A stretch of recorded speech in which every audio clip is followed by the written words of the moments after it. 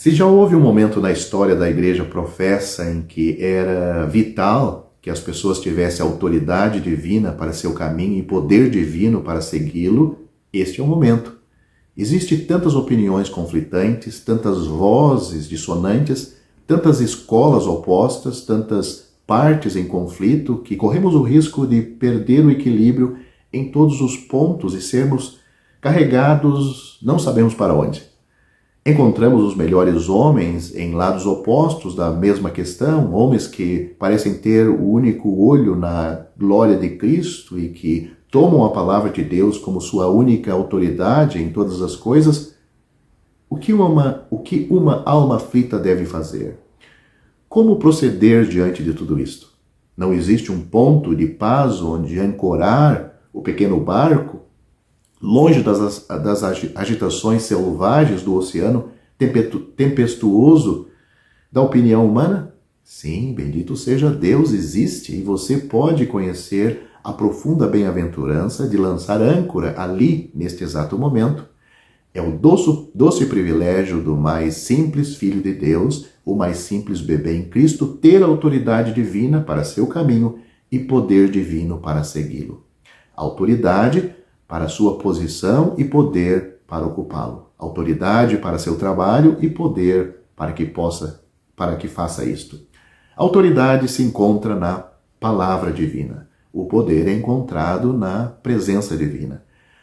Todos e cada um pode conhecê-lo. Deve, ao contemplar a condição atual dos cristãos professos em geral, ficar impressionado com este fato muito doloroso, que tão poucos estão preparados para enfrentar a Escritura em todos os pontos e em todos os assuntos pessoais, domésticos, comerciais e eclesiásticos. Se a questão da salvação da alma não for resolvida, e infelizmente quão raramente é resolvido, então as pessoas se consideram livres para romper com o domínio sagrado das Escrituras e lançar-se no selvagem e aquoso desperdício de opinião e vontade humana, onde cada um pode pensar por si mesmo, escolher por si mesmo e agir por si mesmo. Agora, nada é mais certo do que isto. Onde é meramente uma questão de opinião humana, vontade humana ou julgamento humano, não há uma sombra de autoridade, nenhuma partícula de poder, nenhuma opinião humana tem autoridade sobre a consciência, nem pode transmitir qualquer poder à alma. Pode ter algum valor, mas não tem autoridade nem poder para mim. Devo ter a palavra de Deus e a presença de Deus, senão não posso seguir em frente. Se alguma coisa, não importa o que, se interponha entre minha consciência e a palavra de Deus, não sei onde estou, o que fazer ou para onde ir. E se alguma coisa não importa o que se interponha entre meu coração e a presença de Deus, eu não sou totalmente impotente. A palavra do meu Senhor é meu único guia. Sua morada em mim e comigo, meu único poder. Alguém pode perguntar, é realmente verdade que a palavra de Deus contém ampla orientação para todos os detalhes da vida? Ele me diz, por exemplo, onde devo ir no dia do Senhor? E o que devo fazer de segunda-feira de manhã até sábado à noite? Ela me direciona em meu caminho pessoal, em meus relacionamentos domésticos, em minha posição profissional, em minhas associações de opiniões religiosas? Com certeza, a palavra de Deus o capacita completamente para todas as boas obras, e qualquer trabalho para o qual ela não o capacita não é bom, mas ruim. Portanto, se você não consegue encontrar autoridade para onde você vai no próximo primeiro dia da semana, o dia do Senhor, não importa onde seja, você não deve desistir de ir imediatamente. Ou seja, ela aponta para ir na comunhão de outros irmãos, no partir do pão. Esse é o ensino para o primeiro dia da semana. E se você não consegue encontrar autoridade para o que faz na segunda-feira, deve parar imediatamente de fazer. Obedecer é melhor do que sacrificar, e o ouvir mais do que a gordura de carneiros. Encaremos honestamente as Escrituras. Vamos nos curvar à sua santa autoridade em todas as coisas. Submetemo-nos humilde e reverentemente à sua orientação celestial. Abandonemos todo o hábito, toda a prática, toda a associação, seja ela qual for, ou sancionada por quem quer que seja, para o qual não temos autoridade direta da palavra de Deus e na qual não podemos desfrutar o sentimento da presença do Senhor. Este é um ponto da mais grave importância. De fato, seria impossível para a linguagem humana expor com a devida força ou em termos adequados a importância da submissão absoluta e completa à autoridade da Escritura em todas as coisas. Uma de nossas maiores dificuldades práticas em lidar com as almas surge do fato de que elas não parecem ter a menor ideia de submeter-se em todas as coisas às Escrituras. Eles não enfrentam a palavra de Deus ou consentirão em ser ensinados exclusivamente por suas páginas sagradas. Credos e confissões, fórmulas religiosas, os mandamentos, as doutrinas, as tradições dos homens, essas coisas serão ouvidas e aceitas. Nossa própria vontade, nosso próprio julgamento, nossas próprias visões das coisas terão o domínio. Conveniência, posição, reputação, influência pessoal, utilidade, opinião de amigos, pensamentos e exemplos de homens bons e grandes, medo de entristecer ou ofender aquele a quem amamos, estimamos e com quem podemos estar associados há muito tempo na nossa vida e serviço religioso. O pavor de ser considerado presunçoso por obedecer somente às Escrituras tornam muitos mais amigos dos deleites do que amigos de Deus. Que o Senhor graciosamente desperte nossos corações em referência a esse importante assunto, que Ele nos leve, pelo Seu Espírito Santo, a ver o verdadeiro lugar e o real valor e poder da Sua palavra. Que essa palavra seja estabelecida em nossas almas como a única regra toda suficiente para que tudo, não importa o que aconteça, possa ser rejeitada sem hesitação, tudo que não seja baseada em Sua autoridade. Então podemos esperar fazer progressos. Então nosso caminho será como o caminho dos justos, como uma luz brilhante que brilha mais e mais até ser dia perfeito. Que nunca descansemos, satisfeitos até que, com referência a todos os nossos hábitos, todos os nossos caminhos, todas as nossas associações, nossa posição religiosa e serviço, tudo o que fazemos e tudo o que não fazemos, onde vamos e onde não vamos, possamos dizer verdadeiramente que temos a sanção da palavra de Deus e a luz de Sua presença.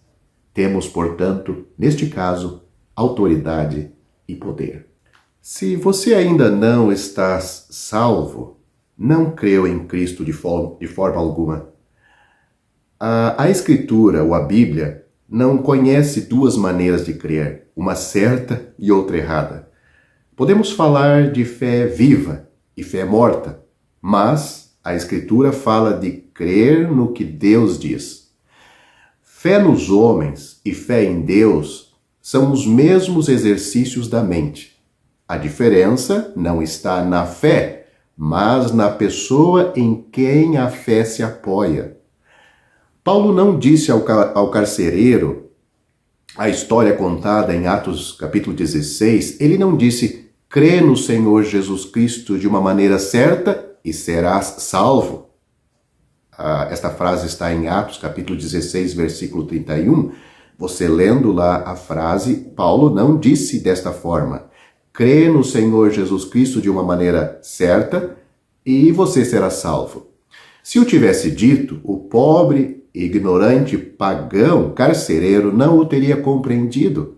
Mas Paulo simplesmente disse para ele, crê no Senhor Jesus Cristo e será salvo. Mas não devemos nós operar a nossa própria salvação? Alguém pode perguntar. Esta pergunta é formulada com muita frequência tanto por pecadores ansiosos como por pessoas indiferentes. Às vezes é feito deste modo. Não diz a Escritura, que nós devemos operar a nossa própria salvação? Como então harmonizar isto com a afirmação que somos salvos pela fé somente? Deves reparar a quem são dirigidas estas palavras, operar a vossa salvação. Em Filipenses capítulo 1, a quem foram dirigidas essas palavras, capítulo 1, versículo 1, está escrito: a todos os santos em Cristo Jesus, com os bispos e diáconos. Portanto, os tais já eram salvos, a quem foi dito para desenvolver a salvação. Não esperavam ser, sabiam que estavam salvos. A esses, Paulo diz: operai a vossa salvação, que está em Filipenses capítulo 2, versículo 12. Já estavam de posse da salvação. A expressão operai vossa salvação indica posse. E assim, eles deviam operar aquilo que já lhes fora dada por Deus. Mas então, será que não devo orar para ser salvo? Em parte alguma da Bíblia somos ensinados que seja necessário orar ou tornar a oração, ou tornar a orar novamente, orar e tornar a orar para obter a salvação. A Bíblia ensina que os pecadores são salvos por um único meio, que é ter fé na obra consumada por Cristo. Porventura, disse Jesus a Nicodemos que orasse para ser salvo? Não, a história está em João capítulo 3. Disse, porém, para que todo aquele que nele crê não pereça, mas tenha a vida eterna. João capítulo 3, versículo 15. E Paulo, em resposta à pergunta do carcereiro, que é necessário que eu faça para me salvar, não disse: ore ou ora fervorosamente pedindo perdão e você será salvo. Não, ele não falou isso. Paulo e Silas não disseram isso ao carcereiro, mas simplesmente disseram: crê no Senhor Jesus Cristo e serás salvo. Não é, pois, necessário que ores ou tornes a orar a Deus pedindo a salvação. Ele está agora mesmo insistindo contigo para que aceite esta salvação pela fé que já foi consumada, já foi preparada pelo seu próprio Filho na cruz. A Bíblia afirma: quem a Deus não creu, mentiroso fez. 1 João capítulo 5, versículo 10. Em vez de orar pedindo para seres salvo, estenda a tua mão vazia agora, enquanto ouve este vídeo, e aceita pela fé, das mãos feridas do Salvador Jesus, o dom gratuito da vida eterna. A Bíblia diz: quem quiser, tome de graça da água da vida. Apocalipse capítulo 22, versículo 17. Muitas vezes o pecador, ainda não convencido que Deus salva pela fé, pensa que se eu fizer a minha parte, Deus fará dele. Todo pecador não salvo tem que aprender três coisas muito importantes. A primeira, que ele nada pode fazer para ser salvo, ou para se salvar. A segunda, que Deus não exige que ele faça alguma coisa no assunto da salvação. E terceira coisa, que o Senhor Jesus Cristo já fez tudo o que era necessário para sermos salvos e para que Deus pudesse nos salvar. Se aprenderes estas três lições, nunca mais hás de falar em fazer a tua parte. A tua parte é admitir que estás perdido, que como pecador mereces o inferno e que nada pode fazer para a tua salvação e evitar ir para o inferno. A tua parte é parar de pensar que pode ser salvo por qualquer coisa que faças ou sintas. A tua parte é crer no Senhor Jesus Cristo e no que Ele fez, e tudo o que Ele fez, tudo o que era necessário, Ele fez. Tudo o que era preciso já está feito por Ele naquela cruz. O Senhor Jesus, Ele fez a expiação e pagou o preço da redenção com seu precioso sangue. Em qualquer momento que abandonares a ideia de quereres seres salvo pelas tuas obras e creres no Senhor Jesus, que já fez tudo e tudo pagou, virás a ser um filho de Deus. Você vai se tornar um filho de Deus, um herdeiro da glória, e coerdeiro com Cristo. A Bíblia diz: aquele que não pratica, mas crê naquele que justifica o ímpio, a sua fé lhe é imputada como justiça. Romanos capítulo 4, versículo 5. Sou um grande pecador. Não há dúvida que és um grande pecador, muito mais do que imaginas. Deus sabe tudo a teu respeito. Porém, Ele ama-te com um amor infinitamente maior do que o dos teus pais e tem sempre revelado por ti, desde a tua meninice, quando ainda dormias agasalhado ao colo de tua mãe. A despeito do teu pecado e loucura, Deus está de braços abertos para te receber e te salvar. Não passar a mão por cima dos teus pecados, mas Ele está disposto a te perdoar porque alguém já sofreu no teu lugar, o seu próprio filho. O filho pródigo, mesmo em trapos, penúria, miséria, foi recebido pelo Pai e Deus está desejoso de salvar-te agora. Toma o lugar de um perdido pecador e terás direito ao Salvador dos pecadores perdidos. O Senhor Jesus Cristo mesmo disse: quem vem a mim, de maneira nenhuma o lançarei fora. João capítulo 6, versículo 37. Mas o diabo sussurra: ninguém pode ter certeza disso. A resposta decisiva de Paulo ao carcereiro, que já mencionamos neste vídeo, que fez a mais importante de todas as perguntas, foi... A resposta à pergunta deste carcereiro foi: crê no Senhor Jesus Cristo e serás salvo. Paulo não disse: crê no Senhor Jesus Cristo e terás possibilidade de seres salvo. Muitos dizem que é grande presunção alguém afirmar que está salvo. Asseveram que ninguém pode ter essa certeza e que o mais que podemos fazer é nutrir uma humilde esperança. Com isto, como isto é diferente do ensino do Senhor Jesus e dos seus apóstolos. Paulo diz: sabemos que somos salvos ou sabemos que estamos salvos. Temos plena confiança de que estamos salvos. Leia 2 Coríntios capítulo 5, versículo 1 e também o versículo 8. O apóstolo João afirma: filhinhos, escrevo-vos porque pelo seu nome vos são perdoados os pecados. Não há nenhuma dúvida no assunto aqui. 1 João capítulo 2, versículo 12. O apóstolo João também disse: nós sabemos que passamos da morte para a vida eterna. 1 João capítulo 3, versículo 14. Todo pecador que crê no Senhor Jesus tem necessariamente de crer que está salvo. Esse crer não é acreditar que Cristo salva, nem acreditar que Ele pode salvar, mas crer para a sua própria salvação pessoal. Seria, na verdade, grande presunção alguém duvidar da palavra de Deus. Lemos que, na mesma hora da noite que o carcereiro perguntou: que é necessário que eu faça para me salvar, deu-se o testemunho da sua conversão e batismo. Leia Atos capítulo 16. E a Bíblia acrescenta: e na sua crença em Deus alegrou-se com toda a sua casa. Atos capítulo 16, versículo 34. Dentro do curto espaço de algumas horas, toda a família creu do carcereiro, foi salva e foram batizados. Seria ocioso dizer que ninguém pode ser salvo de repente, porque a Escritura claramente testifica que as pessoas mencionadas no Novo Testamento foram salvas no momento em que creram.